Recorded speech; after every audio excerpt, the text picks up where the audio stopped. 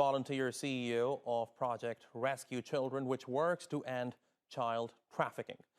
He also led the investigation into the kidnapping and murder of the British girl Lucie Blackman in Tokyo. Thanks very much, Adam, for joining us here on TRT World. Now, like I said, you were the lead investigator in the internationally covered kidnapping and murder of Lucie Blackman in Tokyo. Tell us a bit more about that case. What were your key findings? Yeah, thank you for having me on. Well, that was quite a large case back in 2000. It was, and it actually still is one of the biggest kidnapping cases in Japanese history. So it was, a fairly complex case.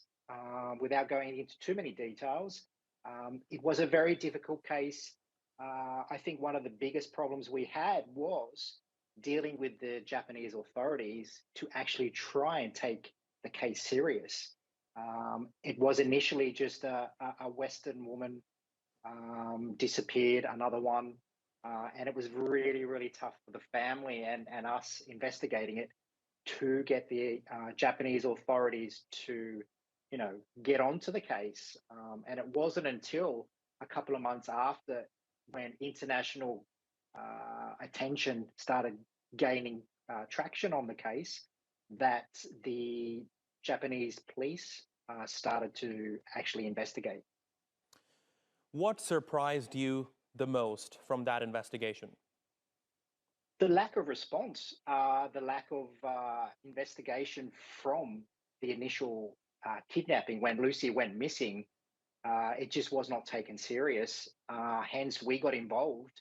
And I was basically communicating with the Scotland Yard detectives on what we can do out there on the ground. But at the stage, there was no Japanese authorities were taking Lucie's case serious, and that was the biggest hurdle.